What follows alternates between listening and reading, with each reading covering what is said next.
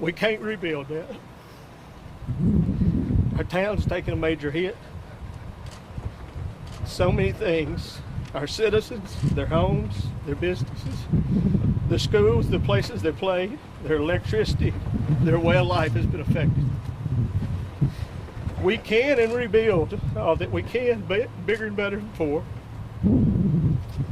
The people that have come out have been tremendous.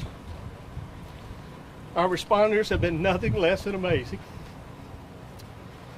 Donations have constantly poured in. If you're in need, we want to help you, so please reach out. Our city and county are strong.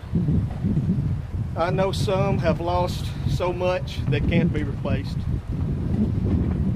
But what we can be replaced, don't fear. We will get it. We will get it done, and we'll get it done together. We want and need your continued prayers and support. The U.S. senators, the congressmen, our representatives from state and federal, our local neighboring mayors have all pledged their support, and we'll need it. It's my honor to serve as the city's mayor. Thank y'all. Thank you, Mayor Hensley. We have structural engineers that have been on site throughout the morning, especially in some of our businesses have been affected. And as it was mentioned, we have asking Superintendent of Schools, Tipton County Schools, Superintendent Dr. John Combs, if he will address the update on the 2 schools that were destroyed.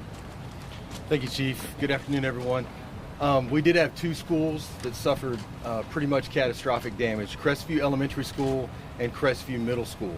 We're currently working on a reunification plan. However, in the meantime, Crestview Elementary and Crestview Middle School students will not report to school next week. So next week, Monday through Thursday, Friday's a holiday, they will not be in school. Faculty and staff, of course, will just need to wait on information that comes through their principal, and we will be making reunification plans soon, and we'll be working on that this next week. I do want to say a special thank you to the surrounding districts. We've even heard from school districts in East Tennessee that have sent their condolences and their concern and their pledge of support to us, and we want to say thank you for that.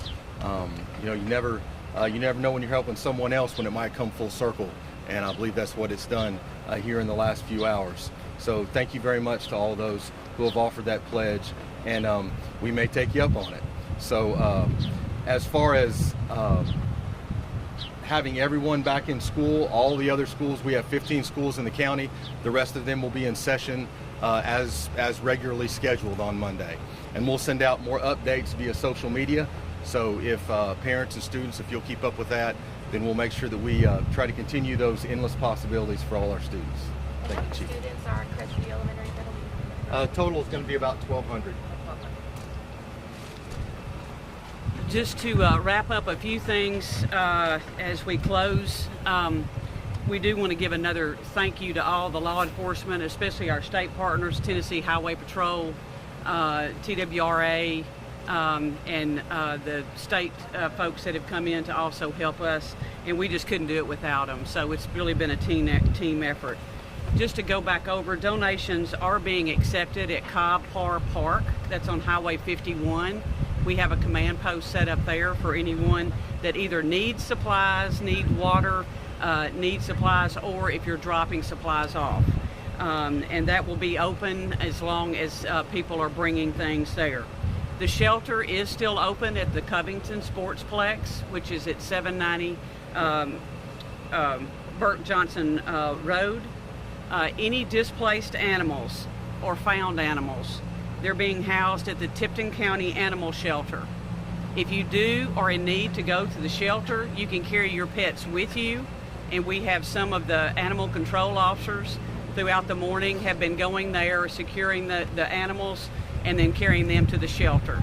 So we will continue to work with them, and so we don't want you to leave your puppies behind, because it may be a while before you get back in the affected areas, so we will work with you as much as we can. Anyone that has been displaced or has needs or any type of assistance are asked to call 1-800-RED Cross. 1-800-RED Cross. They will come out and make assessments for you, and they will also can be reached at the shelter over at the Sportsplex. The volunteers that we had asked for, we've had a huge response, and that is going to be tomorrow. Most of their efforts will be to going and taking some of those donations to the affected areas. So we just don't know that we'll have to be doing a lot of clearing of roads. We've made tremendous progress today, thanks to the fire department and all of the rescue folks that have come in and helped us. So you will not probably be clearing roadways. And lastly, we are still having a problem with people going into the affected areas. It's not that we are trying to keep you away from seeing what the damage is. We're going to try to get those out. But we still have a lot of down lines that are in that area. And as you know, once they start working on the lines, a line could easily be charged and we not know that it's been effective. And also we have large pieces of equipment that are trying to get on the roadways, especially like in front of the schools, down by some of the businesses. Pedestrian traffic is really taking a lot of our efforts. So please, if you do not live in one of the areas, do not return. Don't come in just to check on folks. We've got, you can go over to the shelter. We'll help you with cell phones if you need that. But please, that would be the biggest thing you could help us do, is to do that. And lastly, we feel the prayers. We feel the prayers that each one of you have been given in the community, and they've reached out. Our phones, and we apologize if we have not gotten back with you. But you can always go down to Cobb Park. We're taking a list. If you have supplies, if you have needs or anything that you would like to do, please register down there, and I promise you, we don't mind asking for help, and we certainly will. Does anyone have, if we finish up, any questions before we finish up? Is the one fatality in the county, do we know, was that in Covington or was that somewhere else? Brighton area. It's a Brighton area. Brighton It's area? out in the county. Okay. And we're not releasing the name at this time. Obviously, we're wanting the respects of the family for them to notify family members, and we'll probably be able to release that as soon as we confirm that with the family, and it will probably be tomorrow. Do you know what was happening at the time? Were they just at home? Were they out in their car? Do you have any Sheriff details Beasley, of do what you have happened? any details? Very preliminary right now. We just got this shortly ago, but it appears that they were at a home on Indian Creek, and that home was completely demolished. Earlier you said that the person sucked up by the storm, so from their home, so they weren't like walking on the street in a car. No, sir. From our preliminary reports right now, they were inside the home. There was a few others in there with this gentleman, and the house just got completely destroyed. And when the other few that were there came to their senses, unfortunately, this gentleman was probably 100 yards or so away from them. Was he an elderly gentleman? No. Around 30, I'll say. You know, for those who have lived in this county and this city for some time, when you saw what was happening last night, can you just talk to me about your biggest fears of waking up and what you saw, and just your response as citizens and seeing that one fatality, which is awful, that really could have been so much worse.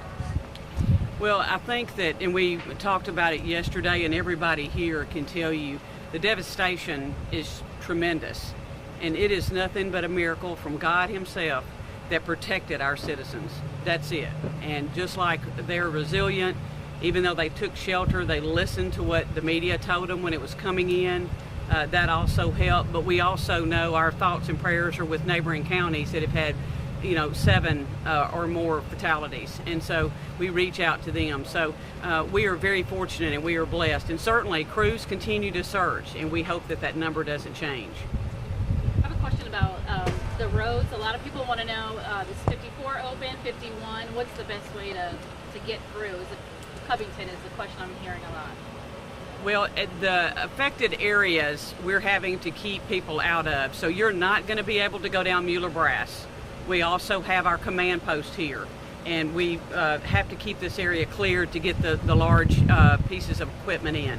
So Mueller Brass is closed. You can go down 59 and go around and come back out on 51 or go up through town, the city of Covington. But you're not going to be allowed into the area like where we are right around Mueller Brass. If you have to get into the affected area, you can go down, come back in through Melrose, and come in that way up into the Junior Drive area that was heavily damaged. Those are the main areas. When you're coming up from South College, you will not be going down through there because those lines are across the road. So at the underpass on South College, you're being turned away and will not be able to go down through there. And then for the 28 injuries, is that the right number? 28. 28. And what were their hospitals again? They went to area hospitals. We're still confirming all of those. Obviously, we have people that are going out, and we have the EMS officials that are confirming that. But they confirmed that number with us. And the injuries, as we said last night, were from abrasions, lacerations, those type of things that you can imagine with objects flying around, bruising, those type of things. Let me ask this question just from a health standpoint. I see you have Shelby County over there, you have Collierville, you have all these agencies. Kind of talk about all the agencies in the area that came in to help once the storm passed through. Well, you know, I think we practice it when we don't have a storm, and so then when something does happen, we've already made these relationships with all of these many agencies that are around, whether it be in the school system, the mayors, sheriffs, chiefs, EMS, and fire. And so we do the same thing when other communities have that, and so that's just a relationship that we have in West Tennessee, and it makes you very proud. But we don't have to call them; they're just already on the way whenever they know. And then they're also ready to do whatever needs to be done. If it's directing traffic, if it's making food, if it's whatever that is. And so our main focus right now, and most of our efforts, are just to make sure that we're continuing to go back and search every residence. And if someone is missing or you have not made contact with them, if you'll call the shelter, they can confirm if someone's there. A lot of cell phones are dead, so they cannot get out on their cell phones, and they have come and told us that, and we've sent them to the shelter. I know it's early. Is there anything specifically items that you guys are looking for right now? I know you said donations. Is there anything like we need water, we need what? Anything? I don't know of any need specifically right now that has not already coming in or being addressed, but certainly we'll update that as we start giving out cases of water. Then if that becomes a problem, we certainly will get that out. So, and non-perishable foods, if you bring those, it's kind of hard to do something with perishable foods, but any of the non-perishable foods or snacks, pet food, pet bedding, anything like that, and that we can give out to residents that are either staying in motels or staying with relatives in the area. Mayor, I saw you were at the command center at the park. Can you speak a little bit to seeing the community come out? That's a tough one. That's the part to get you. Yeah. How good people are to come out and donate their time, their money, their goods, and just, they're not looking for their name to be out there, they just want to help. And I think that's what touches me the most, is to know where we live and how good people are. We see the bad a lot, but we got a lot of good.